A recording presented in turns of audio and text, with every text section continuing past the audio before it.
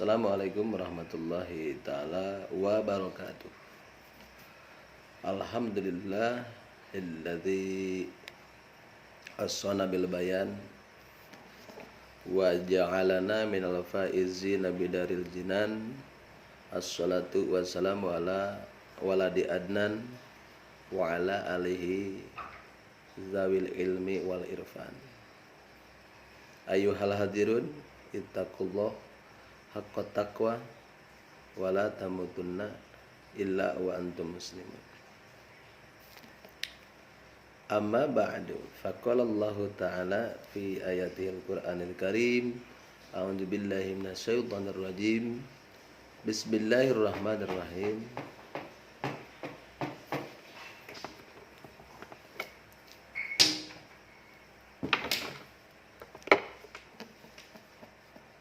Wa idza adana rabbukum la in syakartum la azidannakum wa la in kafartum inna adzabi lasyadid. Al-ayah sadaqallahul azim. Wa qala Nabi sallallahu alaihi wasallam,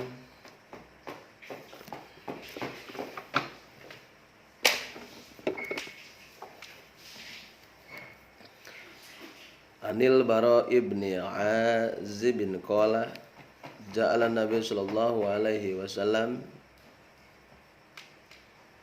alar rajalati yawma Uhud wa kanu khamsina rajulan Abdullah ibn Jubair faqala in ra'aitumuna tahtafuna tayr fala tabrahu makanakum hadza hatta ursila ilaikum wa in ra'aitumuna hazamna al-qauma wa awta'nahum fala tabrahu hatta ursila ilaikum.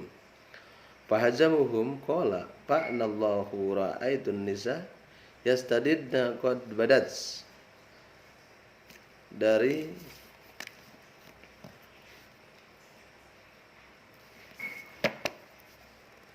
Sahih Al-Bukhari, hadis yang ke-1369 dari Bara bin Azib radhiyallahu anhu berkata,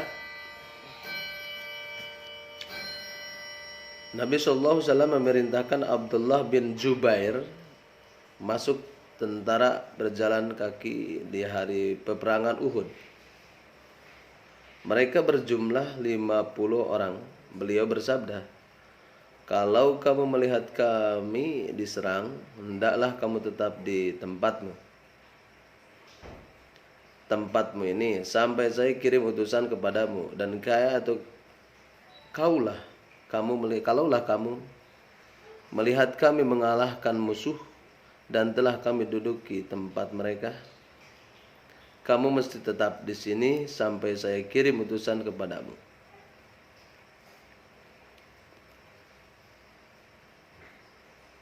Tentara Islam mengalahkan pasukan kaum musyrik, kata Bara, dan saya, demi Allah, saya lihat perempuan-perempuan musyrik itu lari.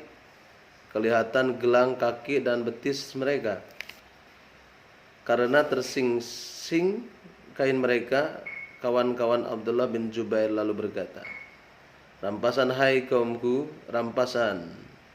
Kawan-kawan kita telah menang, apakah lagi yang kita menanti?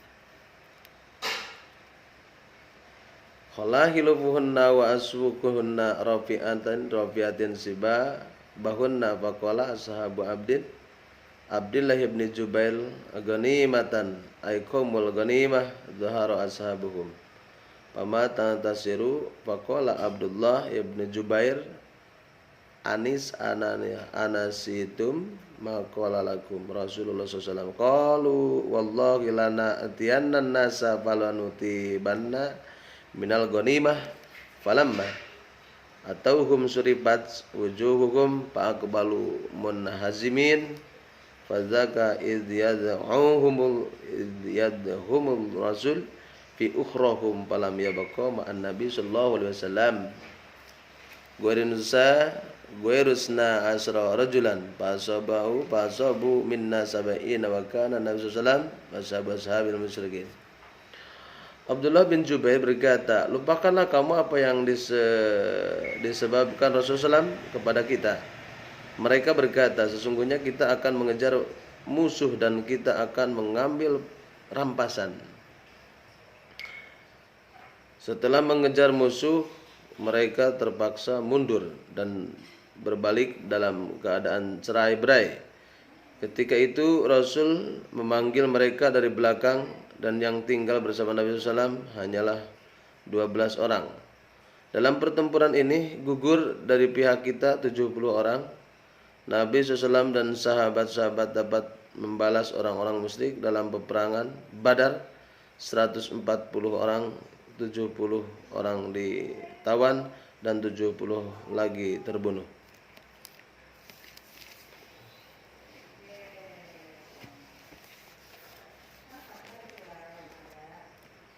Lalu berteriak, adakah Abu Sufyan? Jadi dalam hadis ini Nabi Muhammad SAW berpesan, janganlah kalian turun ketika belum ada interupsi lagi. Dikarenakan tidak mendengar pesan baginda Nabi Muhammad SAW, 70 orang gugur di Gunung Uhud dan 70, jadi orang-orang musyrik dalam peperangan pada 140 orang, 70 orang ditawan.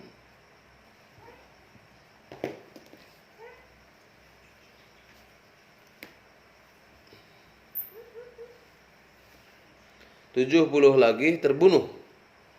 Jadi 140 orang, jadi 140 orang itu ditawan dikarenakan tidak mendengar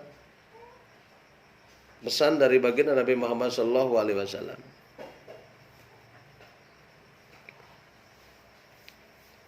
Kata baginda diam, maka dia terobsesi oleh harta rampasan dikarenakan ada wanita-wanita cantik turun.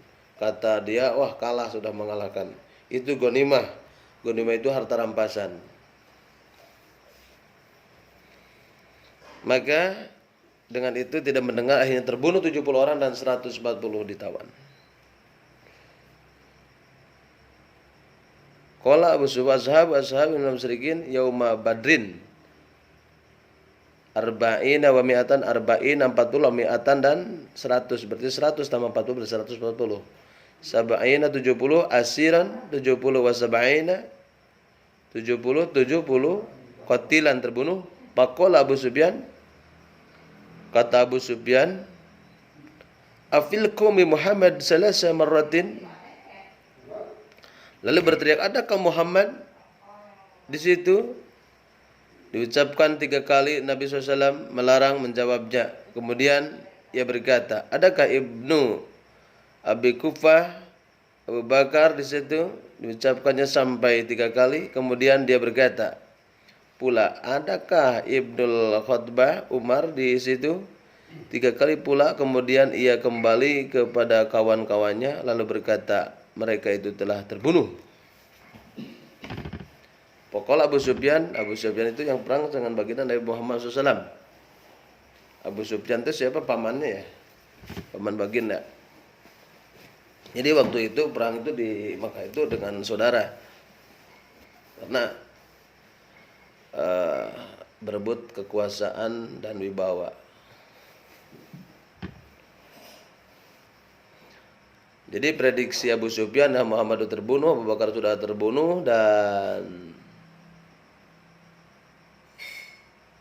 Ibnul Khutbah atau Umar sudah terbunuh. Jadi Umar, Abu Bakar, kanjeng Nabi, wah sudah terbunuh. Akhirnya Abu Sufyan kembali ke rombongan Abu Sufyan. Qala apil qaumi Abdul Khutbah asala samaratin 3 kali. Hei, adakah Muhammad di sana? Itu 3 kali. Abu Bakar adakah di sana? 3 kali ngomong. Terus Umar ada? Wah, sudah mati ini.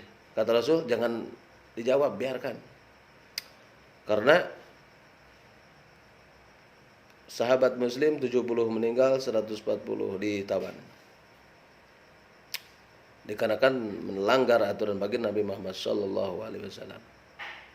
Raja ila ashabihi faqala amma haulai faqad kutilu baba malaka Umarun nafsuhu faqala kadabta wallahu ya'udullahu innal ladina faqad kutilu faqad mangka kutilu itu bil badi bina majhul.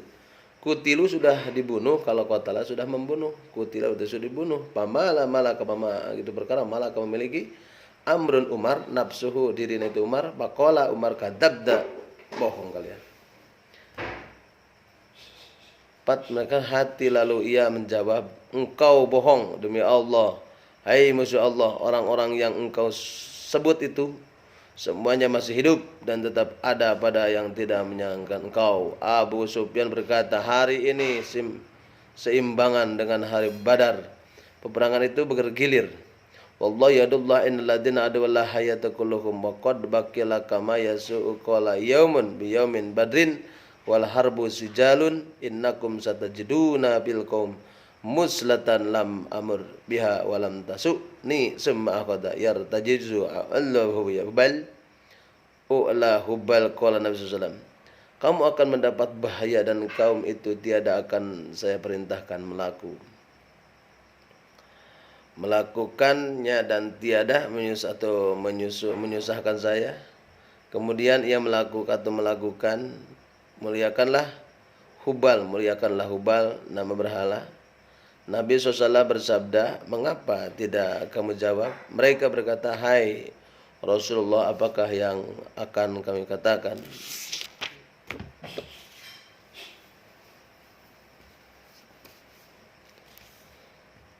Untuk jawabannya beliau menjawab, ala tuhibbu lahu qawlu ya Rasulullah. Mana qala qaulullahu ala wa ajallu qala inna lana al-uzza wala uzza lakum faqala Nabi sallam ala tujibu lahu qalu ya Rasulullah mana qala qulullahu maulana wala mulakum. Untuk jawabannya beliau menjawab, katakanlah Allah itu maha tinggi dan maha besar. Kata Abu Sufyan, kami mempunyai berhala Uzza dan kamu tidak. Nabi SAW bersabda, mengapa tidak kau jawab? Mereka berkata, hai Rasulullah, apakah jawabannya? Beliau berkata, sabda, katakanlah Allah pelindung kami dan kamu tidak mempunyai pelindung. Jadi kata Abu Sufyan, ini saya punya Tuhan Uzza. Uzza itu berhala yang disembah di waktu itu di Ka'bah, ditempel-tempelkan Uzza, Lata, Hubal, berhala disembah.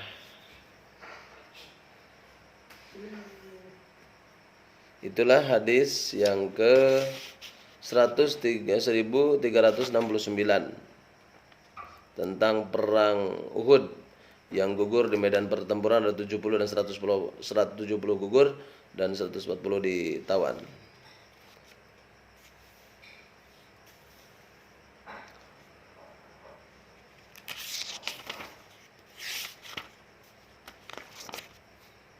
Hadis yang ke 1370, An Salamah qala kharajtu, tak domir mutaharik marfu fi'il madaniya kharaja.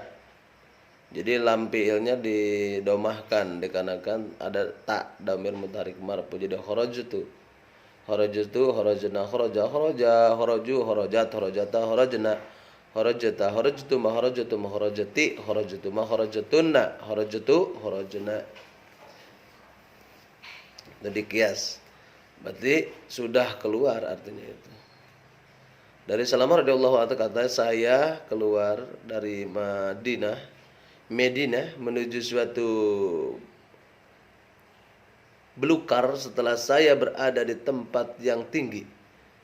Belukar itu hamba Abdurrahman bin Auf menemui saya, kata saya, wah mengapa katanya unta perahan Nabi SAW diambil orang. Kata saya, siapa mengambilnya? Katanya orang dari suku Gotafan gitunya.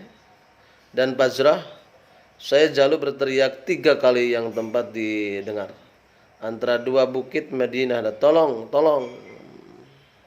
Qala ketika liqad Nabi sallallahu qultu man aqadaha qala atan alqahum ya sahibi ya sahibi ya sahabah. Dapat.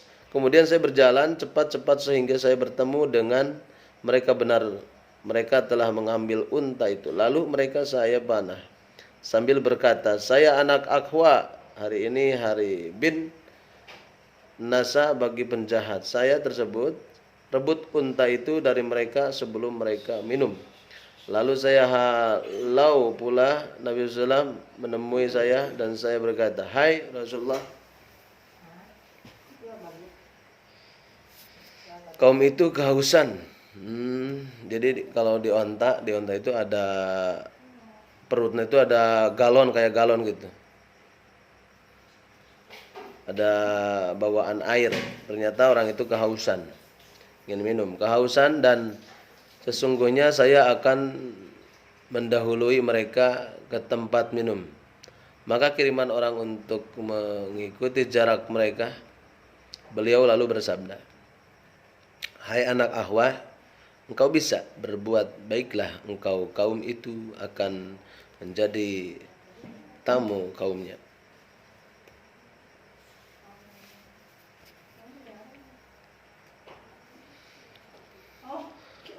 Hadis yang ke-1371 dari Abu Musa radhiyallahu anhu berkata, Rasulullah SAW bersabda, bebaskan orang-orang tawanan, beri makanlah orang lapar, dan kunjungilah orang sakit.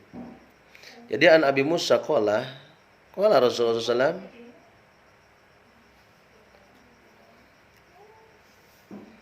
Pukku al-aniyata, yakni al-asira wa at'imu al-ja'i wa'udu wal marid. Dari Abu Musa dia berkata, Rasulullah bersabda,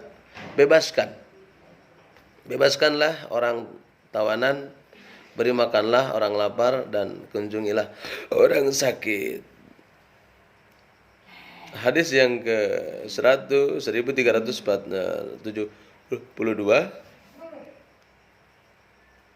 dari Zuhaifar radhiyallahu anhu kata, saya berkata pada Ali, adakah pada Tuhan sesuatu wahyu selain apa yang ada dalam kitab Allah? Jawabannya, demi Allah yang memecahkan buah, menumbuhkan dan menjadikan manusia, tiada saya ketahui selain paham yang diberikan Tuhan kepada orang laki-laki tentang Quran.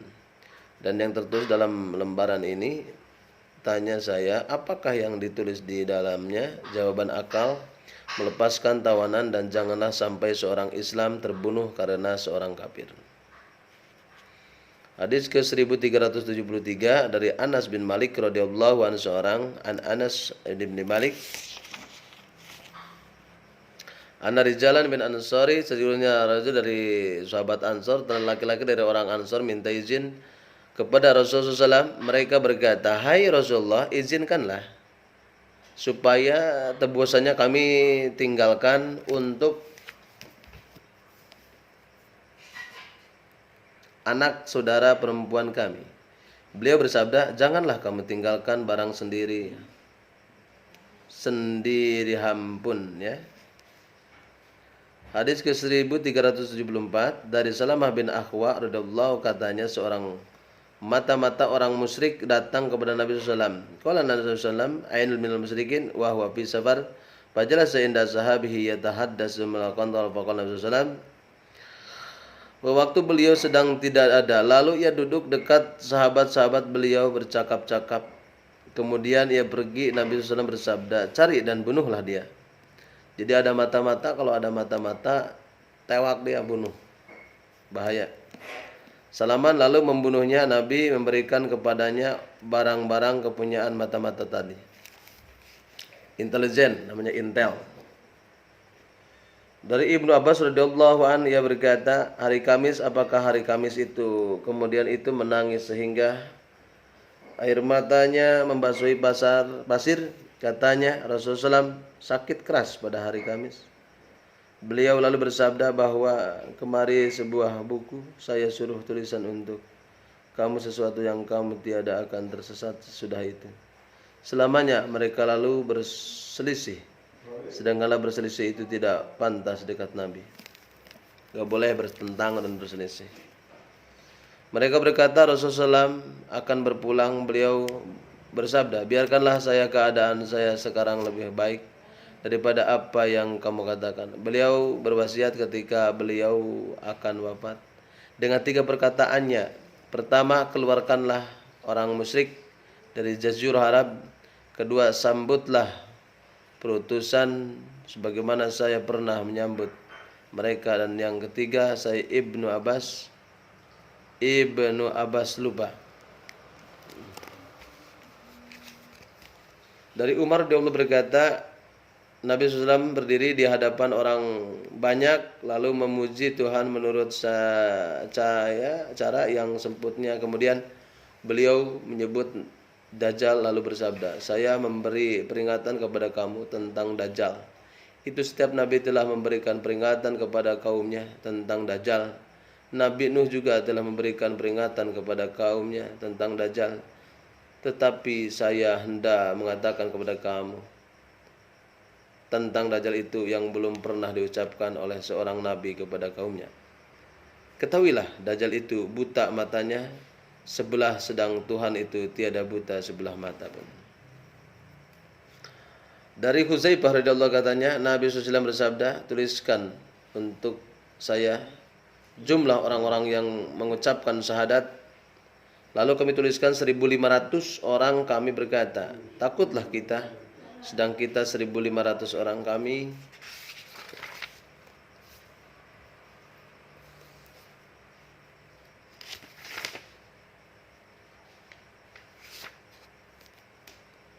mengetahui bahwa kami sendiri mendapat ujian sehingga seorang sembahyang sendirian dan dia ketakutan.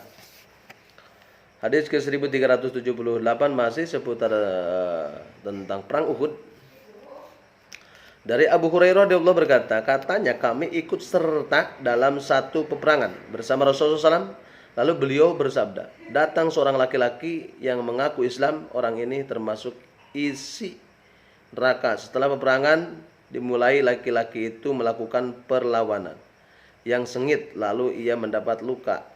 Ada orang berkata, hai Rasulullah, orang yang Tuhan katakan isi neraka telah melakukan perlawanan yang sengit dan ia telah mati. Nabi SAW bersabda, ke neraka. Abu Hurairah berkata, hampir sebagai orang banyak keraguan ketika mereka dalam keadaan demikian. Ada yang mengatakan ia belum mati tetapi luka berat. Setelah hari malam ia tiada sabar terhadap lukanya. Lalu ia membunuh dirinya. Bunuh diri. Ya, kalau orang bunuh diri itu neraka dosa besar. Tidak sabar. Maka hal yang demikian dikabarkan kepada Nabi sallallahu alaihi wasallam. Beliau lalu bersabda, Allah Maha Besar. Saya mengaku bahwa saya hamba Allah dan Rasulnya. Kemudian beliau menyuruh Bilal memerintahkan kepada orang banyak, tiada akan masuk ke dalam surga melainkan diri atau jiwa yang muslim, dan Tuhan menguatkan agama ini dengan laki-laki jahat. Dari Abu Talha radhiyallahu anhu, setelah mengalahkan satu kaum, Nabi SAW tinggal di tanah lapang 3 malam. Hadis ke 1380 dari Jabir bin Abdullah katanya, saya berkata, hai Rasulullah SAW, kami menyembelih binatang kecil kepunyaan kami, menumbuk gandum 1 gantang, maka silahkan Tuhan datang bersama orang banyak. Nabi SAW lalu berteriak, sabdanya, hai penduduk Khandaq, Jabir membuat santapan, marilah kita pergi bersama-sama. Hadis ke 1381 dari Ummu Khalid binti Khalid bin Sa'id radhiyallahu anhu katanya, saya menghadap Rasulullah SAW bersama bapak saya dan saya memakai baju kuning. Rasulullah SAW bersabda, sunnah, sunnah, kata-kata sunnah dalam bahasa Habsyi artinya baik. Ummu Khalid berkata, saya lalu mempermainkan cincin stempel kenabian.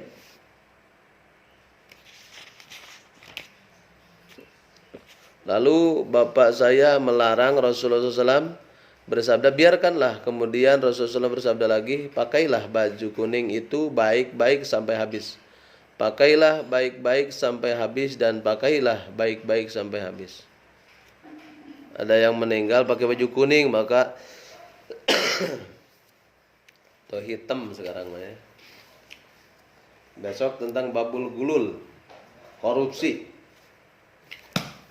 Begitulah pertemuan pagi yang sangat berbahagia ini. Daerah Antapani cerah, sedikit mendung sedikit ya, mendung sedikit Bandung ya.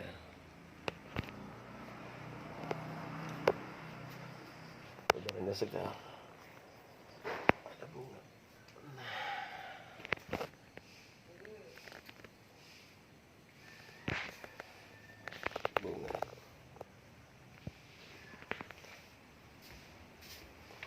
Mudah-mudahan pertemuan kali ini dicukupkan sekian. Mohon maaf atas segala kekurangan tentang perang Uhud. Jadikanlah orang mengikuti instruksi pemerintah. Itu waktu itu kan pemimpin baginda Nabi Muhammad SAW.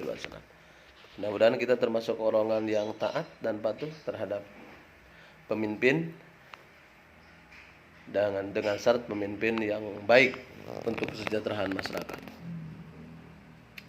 Mudah-mudahan ada manfaatnya. Akhirul kalam, wassalamualaikum warahmatullahi wabarakatuh.